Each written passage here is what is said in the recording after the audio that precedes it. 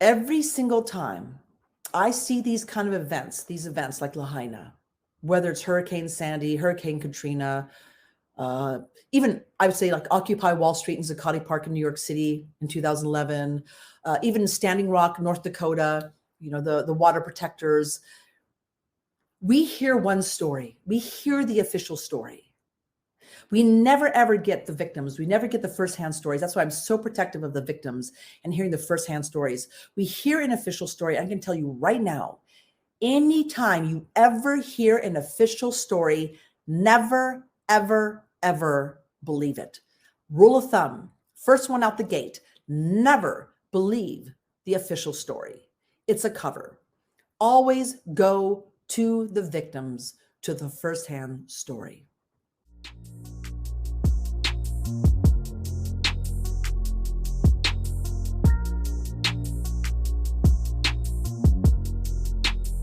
Welcome to What's Left, a weekly political discussion challenging the mainstream left. We are online at what'sleftpodcast.com. You can find the link to our blog in the episode notes. Please subscribe, rate, review, turn on your notifications, and share your favorite episodes. Jot down our information wherever you found this episode. My name is Andy Libson. I'm a socialist and school teacher here in Oakland, joined by Jessica, an organizer and a professor of English in Oregon.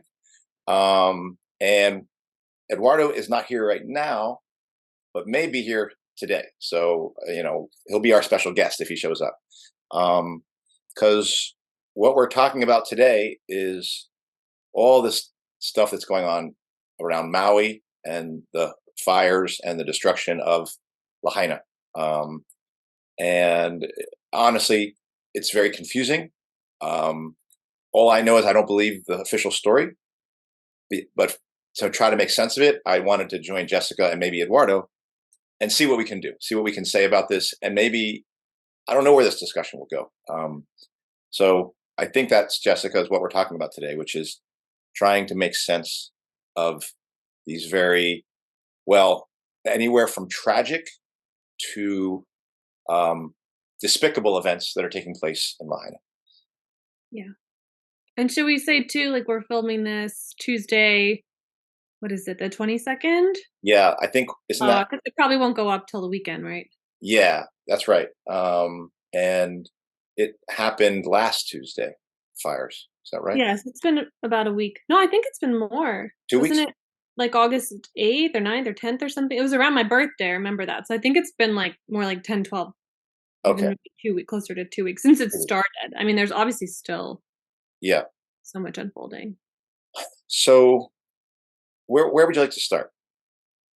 Well, do you want to just kind of you said, I like when you do that thing where you're like, here's the facts I know, and then we just use that as a jumping off point. Okay. If you're up for it. Yeah, okay. So here's what I'll say, which is, a fire started.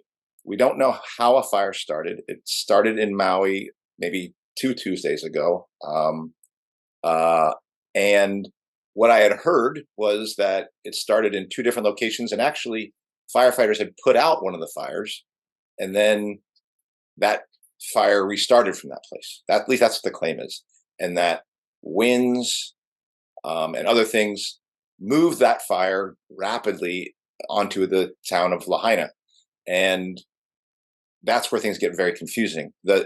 Much of the town was burned to the ground, although there were sections that weren't burned at all. And a lot of the parts that were burned to the ground were historic regions that land prospectors and people who've wanted to develop have had their eye on for a while. And a lot of that got torched, and other areas didn't get torched that are already developed. So those are some of the things I've heard. I've heard things like people could not get access to water when they were trying to put out fires, that police actually stopped people from leaving, and up to 100 people are said to have been dead, but over 1,000, almost 1,000, are considered missing. So it could be the death toll could be much larger.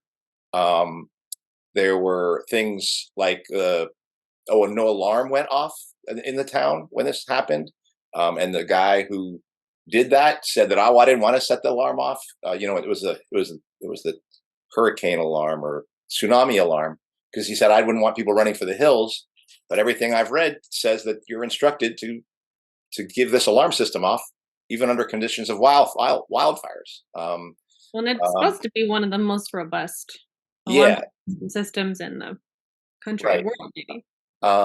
And of course, there has been video of downed electrical wires and fires coming from those, from the winds. Like that is one of the claims of what started it. That similar thing happened here in California, where it was downed wires, which were laid for the blame of doing this.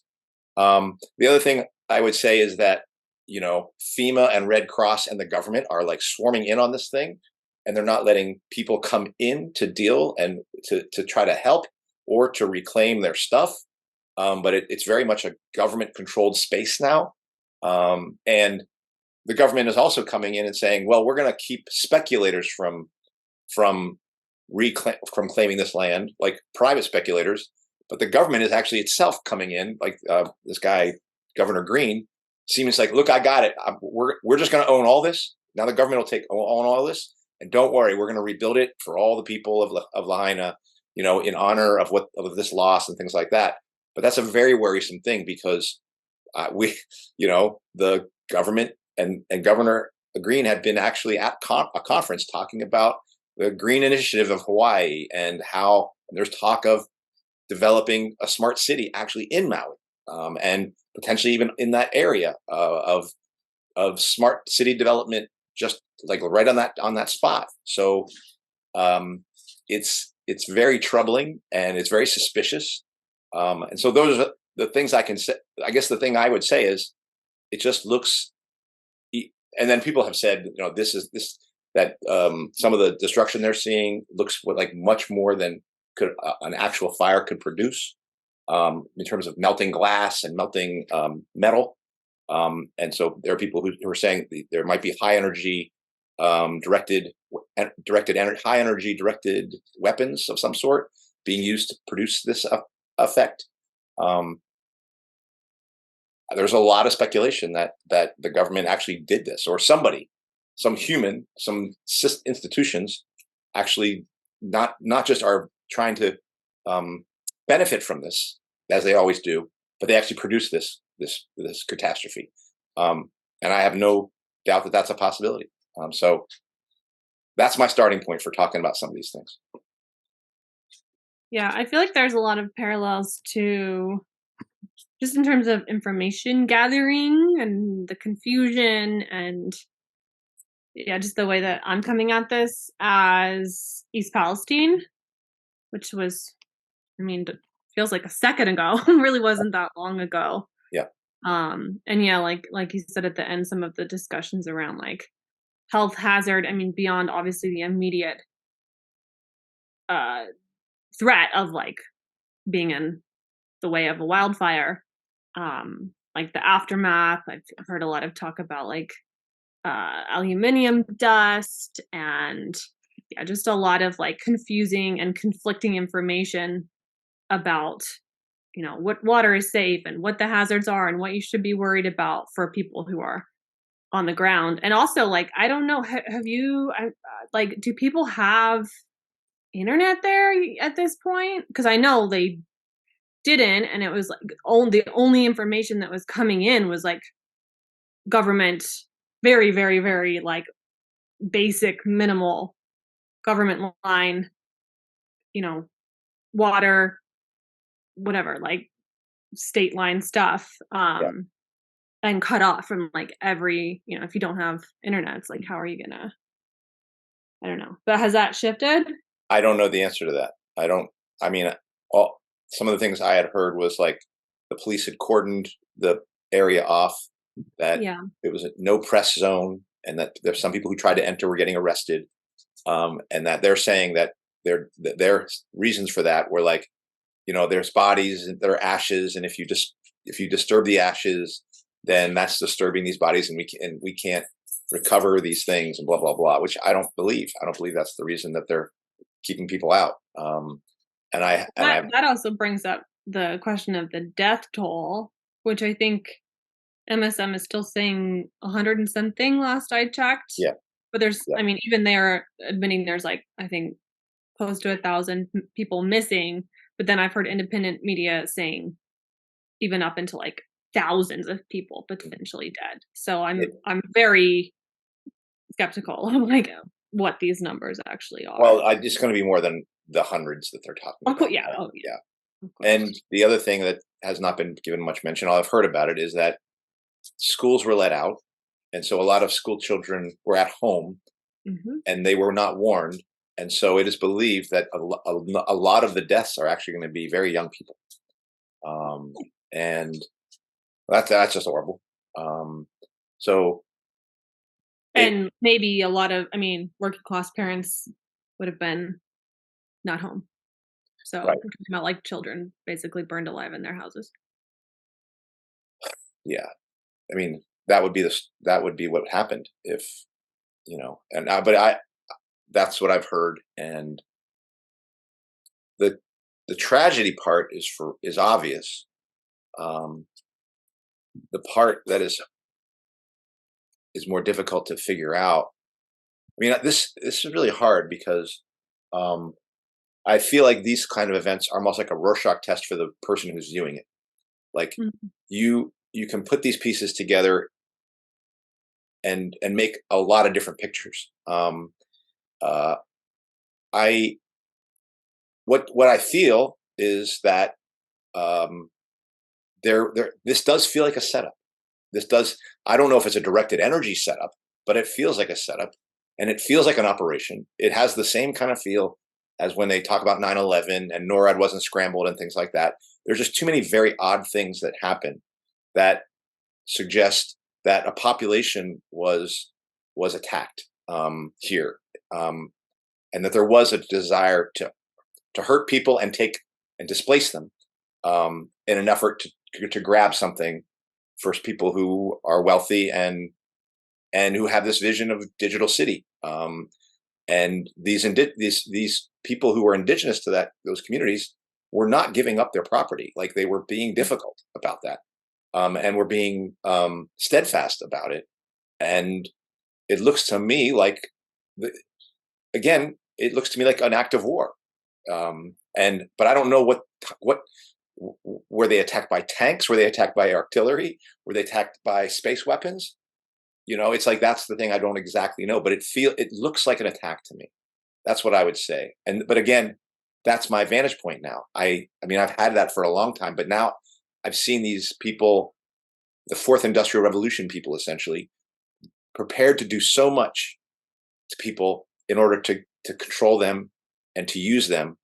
And they don't care about people, that I'm willing to believe anything, that they'll do anything. So as I say this, I recognize it speaks about me as much as the events. And that's what's difficult, is this is what I see in these events, even as I don't know how to make sense of them. Yeah, it's hard not to project your own worldview onto something as huge as this.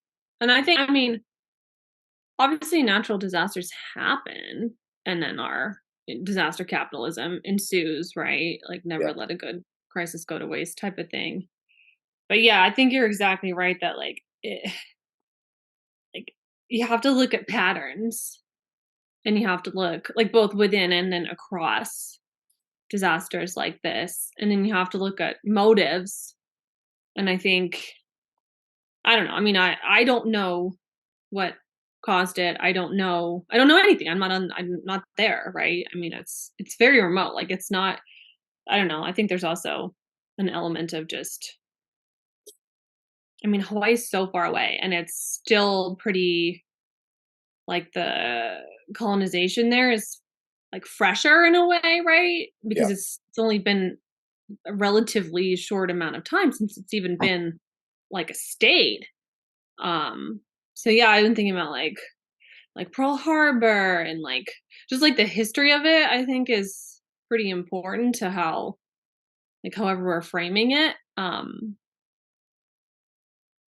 It just, to me, like the distance like exacerbates, like, obviously like Puerto Rico was another example of like, well, it's like it's not really the US, like, so I think it was easier for a lot of people like in the mainland to dismiss it. anyway, I mean, there's a lot more we could say there, but yeah, I think it's like, what drives me nuts is when it's like the conversation is just shut down of like, it couldn't possibly have been manufactured in any way.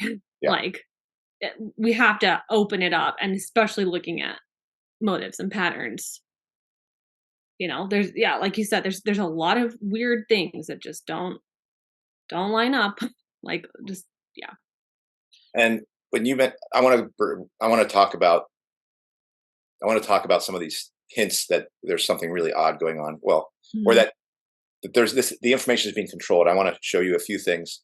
But when you mentioned Pearl Harbor, and I think of, so I saw a little clip of Governor Green talking about to the climate change and energy conference. It was a few years back, and it was a little clip I had seen as he talks about the beginnings of smart city in Hawaii. He didn't mention where it would be at that time. I think at that point, but he was like, "Well, we're just a tiny island. Energy, in terms of energy, we're just a tiny island, but we do punch above our weight because of our location."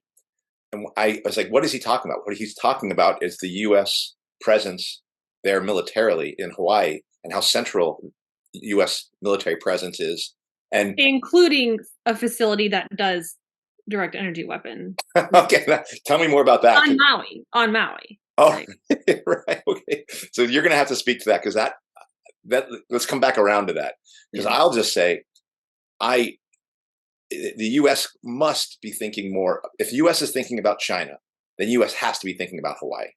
And if the U.S. is thinking about China, and it has to be thinking about controlling the Pacific, and it means it's got to be thinking about its base there in Hawaii. So Governor Green knows what he's talking about when he's like, "Oh, we punch above our weight." He's like, we are central to the U.S. empire here, and energy is going to be central to it. And so that's one thing. Do we want to go to the direction of energy weapon, or can I show you some things about information control that I thought were kind of interesting? Let's do that, the latter. Okay. So this was interesting. That I'm going to share my screen. Actually, I hope I do it right. So I just did I'm trying to find out about the smart city stuff, right? And I go here, and I go to Hawaii Digital Government Summit, right? September 25th, Honolulu. Although I'd heard it was going to be in Maui, but apparently, I guess it's in Honolulu. But here, look what they do right here, right? The first thing on this first paragraph right here. Note: misleading social media posts have been circulating, falsely asserting that the new Hawaii Digital Government Summit, which is held in Honolulu each year, is aimed at transforming Maui into the first smart island. These claims are incorrect and do not align with the summit's annual focus. The event is designed to facilitate collaboration among public and private sector IT professionals, encouraging the exchange of best practices and innovative solutions to enhance the support and services provided to the constituents they serve. All right. And so that they've already got a disclaimer on the damn event, basically saying, "Hey, it's not us, man." But then you go down, and here's Josh Green. He's going to be a speaker at it. Governor Green's speaking at it. And then you go to the agenda, and the first thing is transform adversity into advantage, how to conquer life's hurdles, right? Like, and it talks about we're adopting a new normal mindset, to empower your team to navigate the challenges and opportunities through adversity. And then I love some of these, like bits and bytes, IT consolidation in the state of Hawaii, update, and this one down here, future of work. This is about AI. And it's like straight out of STG, like pamphlet language. Yes. And then one down here, I love this. Data makes equity possible. This is about how we do data collection to build equity, and the importance of identity and access management for government. This was, your identity cards, basically. And this is all smart city stuff. It's all smart city stuff. That's what this stuff is. And it's just such a lie. And then if you go and do a search, I just did a search in Google, Maui Smart City Project. That's it, just to kind of try to get from it. And what do you get? Conspiracy theories falsely tie Maui wildfires to smart cities. Hawaii's government did not tell reporters he wanted to make a smart city. Debunking this is the first thing. Everything is over and over again. I think the lady doth protest too much. Protest too much, like over and over. I didn't even put in like Maui conspiracy or anything like that. I just said in Maui Smart City Project. And in fact, if you put in Maui Smart City or Maui and artificial intelligence, Maui, you'll get the same thing. You'll get this. It just gives you the same fucking shit. So it's like, it's just so clearly information control and a sensitivity to people drawing these conclusions. And when they do this, all it makes me do is draw the conclusion. Did you read at all about just on like specifically on housing, about the Build Beyond Barriers, which was just, I think, last month? I think I might have closed the tab, God damn it. But I pulled a little quote. So this sounds like Build Back Better, right? Like the BBB, Build Beyond Barriers. So this was like a working group. The working group will steward housing projects through the development process under the Emergency Housing Proclamation issued by Governor Josh Green in July. So yeah, last month, in hopes of speeding up housing projects that don't have environmental or cultural concerns. So it's like, again, like under the guise of, oh, we're going to make affordable housing and we're going to like streamline everything to make it accessible and equitable. But like, just like red flag sirens going off, like as I was reading that.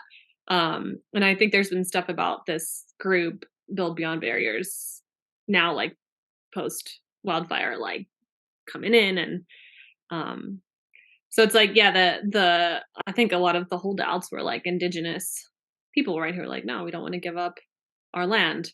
But now, if I'm not mistaken, the governor's put a moratorium on property sales. So now it's like, oh, you can't even, if you have property, now you can't sell it. It's just everything's government now. Everything's basically. Absolutely. And public lands. Correct. And now it's all been made public. It's like eminent domain. Mm-hmm. And to save it from speculators, that they're saying, we're going to save it from those private speculators. Look at these people who are unscrupulously calling like this. They're the vulture capitalists who are unscrupulously calling these people and trying to take advantage. We're not going to let them do that. We're just going to claim the land ourselves.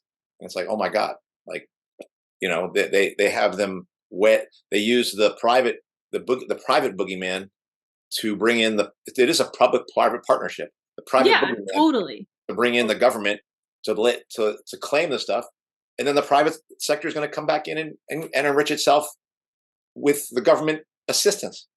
Yeah, they just government subsidies. Volleyball. They just like bop it back and forth between like corporate and government.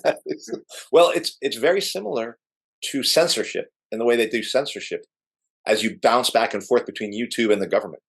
Like, no, the government told YouTube and Facebook to do it. No, Facebook is just, you know, or just following CDC guidelines. Right. Oh, private company. Yeah, and meanwhile, like all of the celebrity properties are completely untouched. There's so many of them. I mean, Oprah alone owns like, I don't know what percentage of fucking, you know, that island. And that was it reminds me of Paradise too. You probably remember that more vividly. Paradise, California fires, right? Oh yeah, yeah. When was that? 2018, 19, 18? 18. Yeah. Which also was like allegedly a downed power line. PG&E. I mean, PG&E is fucking evil. Right. But again, it was like a lot of the celebrity areas were conveniently fine. Yeah. And there were people who talked about energy weapons being used in the California ones. And I definitely rolled my eyes at that time. I don't roll my eyes any longer. I certainly thought of it as a PG&E. I did not look at it as climate change, which, that's the other thing they're all talking. Oh, climate change making this thing happen, you know, blah, blah, blah. I didn't look at climate change as the thing at that point. Like I felt like, no, they're using this climate. They're going to use this disaster to push this narrative climate change that I was becoming skeptical of. But I was not at a point where I was, oh no, that directed energy weapon, I'm going to call that absurd, which it is not absurd. And there were even, I remember having students who said, do you think it's a directed energy weapon? And I said, no, I don't think it is. I didn't make fun of them, but I said, no, I don't think it is. But wow, high school students are asking you that? Yeah. 2018. Damn. It was in high school. Yeah, there was a few that were one. I remember one particular that I don't remember this particular student, but I do remember hearing them ask me if I thought it was. But I did think it was energy company malfeasance and government taking advantage of this in connection with PG&E and things like that. But Mm-hmm. I'm definitely even more skeptical now about what that was. Well, and I think too, it's not like a black and white, like, okay, there's such a thing as a direct energy weapon, but there's like so many versions of military weapons like that. Lasers, there's like, the sort of mingling of different elements, like all the shit they're spraying into the sky, right? Like makes certain things more likely. I'm not saying it's like all controlled down to every particle, of course not, but there's just a lot of factors when it comes to that conversation about like tech and geoengineering and DWs and Yeah. force and military presence and research facilities there. And can you say more about that? Let me just tell you, I wanted to do more preparation for this about looking more into what I could find about direct energy weapons. Mm-hmm. The things I read about, because there's high energy directed weapons and then there's microwave ones. I read more about the microwave ones. And what I heard about these microwave ones, first of all, you wouldn't see it because it's microwaves. Secondly, the most of what I heard in terms of the microwave energy weapon was being developed for messing with the electronics of something, like with like a missile or something like that. Because what it's going to do is cause currents to run it in wrong ways through the device. So it's not really destroying it by burning a hole through it. It's destroying it by messing with its circuitry because it's causing currents to run in all sorts of different directions using microwaves. Now that does not seem like the kind of weapon that could have produced this thing. So can you tell me more about anything you know about this? And that one is in Maui, like. I can tell you a little bit. I mean, I likewise kind of wish I had more time to go into in depth, just because I've been out of town both the last weekends. I feel like I'm catching up, but I know there's I believe it's a Air Force research facility that I don't think they're like entirely devoted to DWs, but that's like a component of what they do. And I've heard that reported. I haven't like looked super deep, but I've heard it from quite an array of sources. Yeah, and I'm pretty clueless in terms of the actual science of like how these technologies work, but it's pretty clearly documented. We've talked about it, I think when we did like the geoengineering episode. It absolutely boggles my mind when people are like, oh, they don't exist. like okay, you want to argue that they weren't used in this instance, fine, let's have a conversation. But the whole like, oh, they don't even exist, it's just wrong. It's just flat out wrong. Right. And I would imagine that it's the high energy ones that are the ones that would cause combustion and like it would burn a hole through things. Because I don't think the microwave ones are done for that. I don't know anything about the microwave ones, but I don't know. I mean, hearing you just describe it just now, I mean, it doesn't sound in effect, it doesn't sound that dissimilar to like a power line, like an electric power line coming down in terms of I don't know, maybe I'm just naive, but I mean, if that, because I was like, what's the mainline narrative? Like, what's the mainstream media narrative right now? Like, what caused it? And I tried to look it up today, and like New York Times said, no single cause detected. There's a possibility of active power lines falling in high winds, and then like climate change. You know what I mean? So. They haven't even really, I had heard people say like, oh, it could have been like arson or whatever, like accidental arson, and then some people say, oh no, they just burn, they do this all the time. Fuck if I know, but I mean, because when we had all those wildfires, was it last year and the year before on the West Coast? I know a lot of quote unquote conspiracy theorists were saying like, oh yeah, we saw people just like lighting shit on fire along the highway. I don't know. Maybe they're trying to get clicks, but yeah, Yeah. Well, that is an area that I don't know too much about. This. I mean, even just like mismanaging your forest to me is like, I'm just done with the like, oh, the people in power are just so incompetent and they're just like, oopsies, we mismanaged our forest. So even if you want to go that route, which is pretty like lukewarm or milquetoast type of argument, Yeah. to me that's still evil.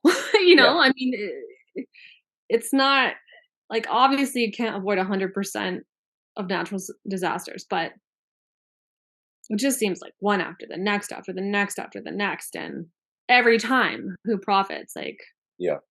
Well, and certainly the fact that they're literally cordoning this zone off, like mhm, like they did the World Trade Center, and mhm, basically bringing government institutions in to just do the work of rebuilding, claiming it, rebuilding, helping.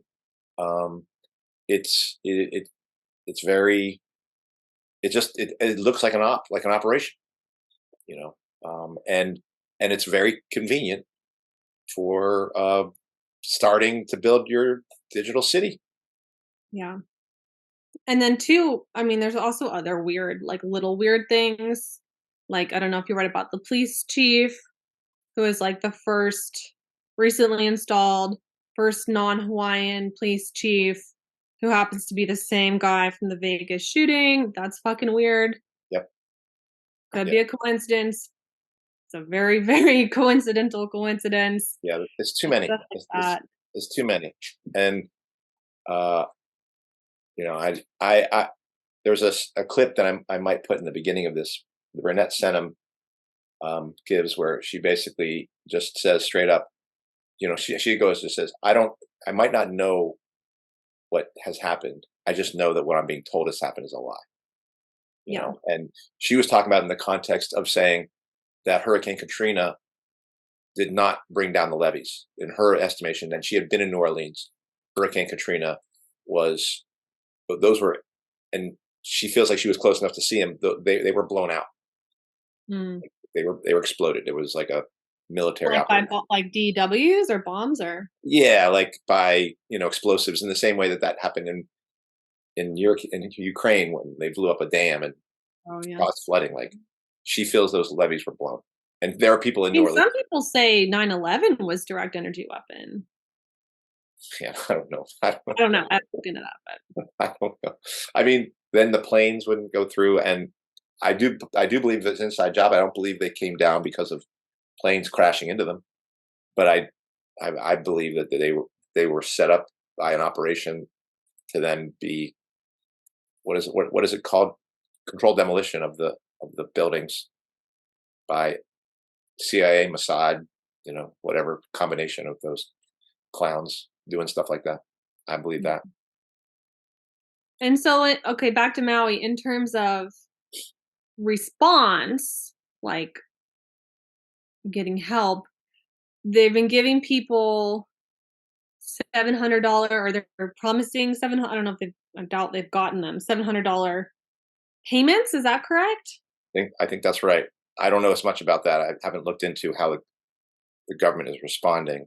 I've Me only either. heard. I saw a little clip and I was like, oh well, that's just straight out of the COVID Hmm. um, playbook of like, here's $700. Oh, Mm-hmm. hero, right? Um, or I don't know if they're. I think they might actually be loan. We really should look this up, but I think they might actually be loans too. Which again, like I'm thinking of like the COVID small business loans, where it's like it seems, I guess, sort of helpful. Although I don't know what are people on the ground actually going to do with a $700 loan? Like, what, go to the grocery store? Like, no. Yeah. But then in the long term, it's like you owe them money. You've Right. lost your property, you've lost your house, maybe your kid's been fucking burned alive. How are you supposed to pay that back? Yeah, and it again feels like the same kind of control, the control where the purse strings of money. It feels like control in the same way UBI is like control. Exactly. Exactly. Um, Very, very smart city. Like, here's your little installment. Be a good person. Because that's one thing FEMA was I do know that FEMA, in dispersing things, people were complaining that in order to get anything from them, you had to sign up on something. You had to, and also for missing persons, they were trying to get people to give their DNA, I think. Oh yeah. Wow. Yeah, there's just a lot of parallels to shit they've been like piloting the last few years. So Just trying to look up if God, every time I go on the fucking internet, it's like makes me do that I'm not a robot thing like 1,000 times. Probably because I have a VPN, but well, you're training AI. I know, and every time I'm like, fuck, training the robot. Anyway, go ahead, but I'll try and look up about the loan. I don't know if there's much more to say about it. It was one of those things where I both feel angry about it. There's a way I feel like these fuckers are getting away with it again, which gives me a bit of despair. Yeah. And then I'm stuck with confusion. It's almost like it is like a person who's been, I'll put it this way. It's like a person who's been physically or sexually abused but can't remember it, and they have this trauma of it, and something happened, but you don't exactly know what, and you can't even go after your accuser because you don't remember any of it. It's really fucked up. And I just know that again, this whole notion of an indigenous population under attack, I just feel like that theme is coming up over and over and over again. And people who are trying to hold on to what is theirs. And these people, these fourth industrial revolution people, these capitalists, but are just hell-bent on using anything they can to pry people's fingers off of something that is theirs. And it's extremely irritating, and it creates outrage, but I feel like it's harmful for me to see them get away with it again. Like, it actually creates harm. And I think about my brother, he was very angry about COVID, and he has politically come closer to me, even though it's not revolutionary. Well, he's not a socialist, but at this point he's ready to be armed and take the government down. Like, that's for real. But he doesn't even read this. He's like, I'm done with the news. I'm done with it. I don't want to know about it. And I told him we were going to talk about Maui, and he's like, go do your thing. I'm going to read the Bible. I'm going to do these other things. I don't want to know about it. I know it's all fucked up. It's not doing me any good. He's not wrong. No, he's not wrong. In some ways, I think those are productive ways to spend your day, because you're not going to decipher what's really going on. But not from this far away. But the just crazy mediation through. Yeah. And it's you're trying to see it through their lens. You're having to observe the world through their lens, and they can get to control it. Like, it's obvious when I look at that list of smart city Maui things, but that is the whole world now. If it's not something directly experienced by me, that is the world. Yeah. So yeah, I just wish I just know we're going to have to do something different, but I don't know how to do it. Okay, just to close this loophole on the payments. So yeah, White House and FEMA approved one-time payment of $700 per household for things like clothing, food, or transportation. I think you have to apply, but yeah. So very similar to. And one other thing with regards to money released for Hawaii is for the same bill that released money to Hawaii was put on a 25 billion Ukraine weapons thing as well, which I actually think people think of it in this terms of like, oh, look, they're trying to, in order to get this good thing, they're doing this very bad thing. And I actually think both these things are bad. They're both control operations. They're both the government coming in and grabbing land. And in the case of Ukraine, unsuccessfully, because they have another combatant they're fighting, Russia and China. But in the case, to me, when I look at what the government giving money here, it just looks like a land grab. It looks like it's just money to get control of it, and Governor Green's going to be their guy, and he's going to create a nice smart city for them. Yeah. And I mean, they would take the land either way, but it's like when I don't know, it's crazy that people fall for that, but I know there's a lot of people who are like, oh, but they're giving aid. Like, right. It's where they say the government should do something, and in the government doing something, it's literally snatching. It's like, yeah, the government's doing something. They're stealing those people's land under the guise of charity or trying to help. emergency relief. Yeah. So it's pretty maddening. Yeah, I mean, I think people are like leftists and stuff are getting really like tired of the comparisons to like whatever nothing for Americans and then X billion. I don't know what the fuck we're up to now for Ukraine, but I mean, they're not wrong. It's like billions and billions and billions of dollars for military industrial complex.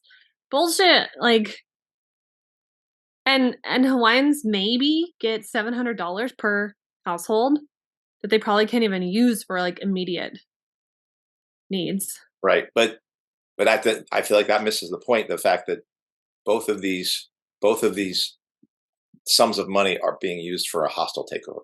Yeah, no, I see what you're saying. Yeah.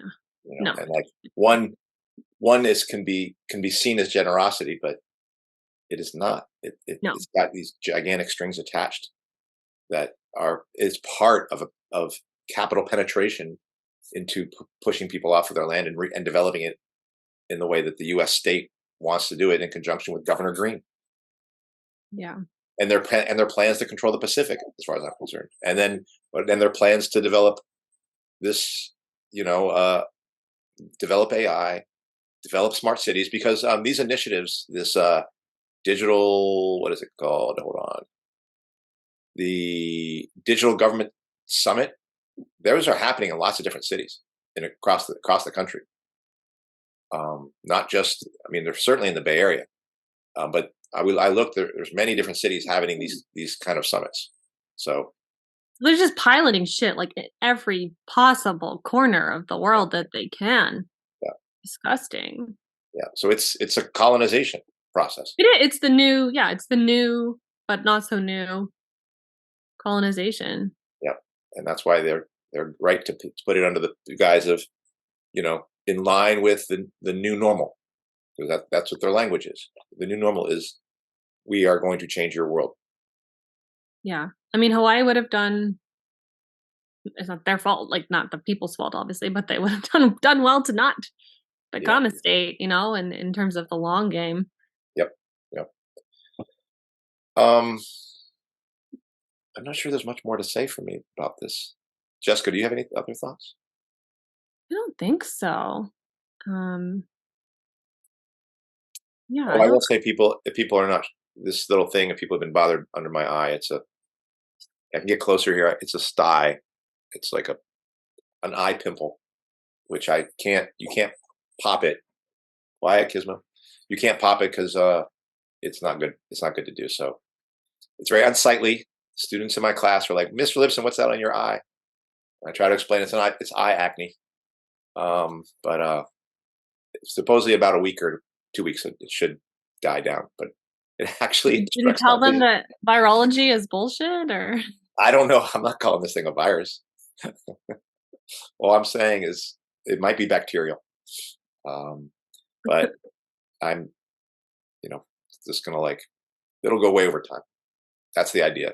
But I think there is a version of it that if it gets bigger and it gets hardened, where you might have to say you want to get surgery or whatever. But I'm just gonna count on my natural immune system to take care of things. Yeah. So we'll see. You guys can all follow this little medical emergency here. And Eduardo did not join us, which I'm sad about. I think I'm sure he wanted to be here. He did. He was going to try. A little harder to. Yeah, and he was literally traveling through Bogota, looking for a place that was not too loud, that he could come in and say hi.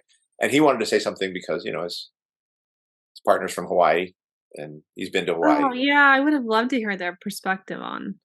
Yeah, Yeah, I I, feel I like can tell you, he had a rant about Oprah Winfrey buying up Hawaiian property that he was going to complain about, and rightly so.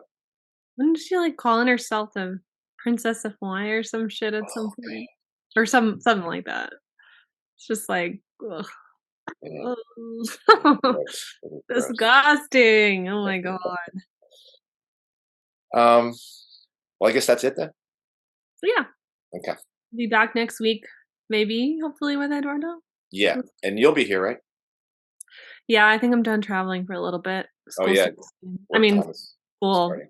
like fall school starts soon. Yeah. We have like 3 weeks left of summer term, or two and a half. And all I can say is, I know a friend of mine is saying, I'm going to give to the Red Cross, but I don't agree with Oh, that. no.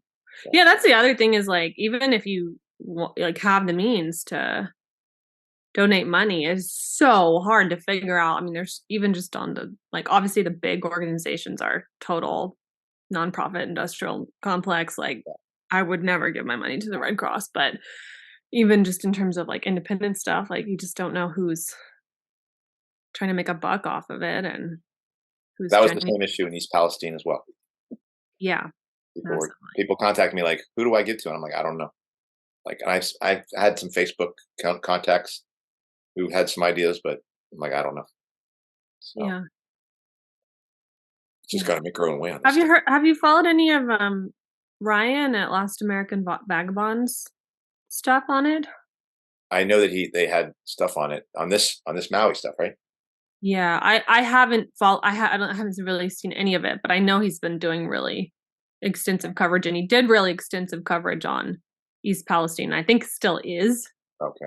I've been wanting to kind of dig in. It's just his stuff is so long for him. I haven't had a chance to, but yeah, I'll be excited to not excited, but interested to dig into. Yeah, I think those people, the what is it called? The Last American Vagabond. They got to shorten their episodes. They spend their episodes are way too long. But he always goes super in detail. I'm kidding. Like he goes into like the specific chemicals and this. Yes, and I know. I'm making a joke because look at our thing, man. Yeah, people say we're too long, but that's exactly right. No, but I've really enjoyed watching his show many times, but I just have to be in that mind frame. Yeah. All right, let me sign us off. Well, thank you, Jessica. And Eduardo, I'm sorry you didn't make it, but you were here in spirit. Yes. So that does it for this week's episode. What's Left is a weekly political podcast channel challenging the mainstream left. We post information about our topics and our guests on the episode notes, wherever you found this episode, or on our blog, what'sleftpodcast.com. You can find past episodes of this podcast channel there and connect with us. I remind people, if you like anything you have heard here, please subscribe, rate, review, turn on your notifications to any of our 9 platforms, Spotify, iTunes, Stitcher, Google Play, or Bitchute, Odysee, Rumble, YouTube, or Telegram. If you would like to give us feedback about something you've heard or suggest something for us to cover, contact us through our blog, which we have not been getting many contacts through our blog recently. We did for a while, but it's been a while. Anyway, that's it from Jessica. Thanks again. And that's it for us this week. We'll see you again next week.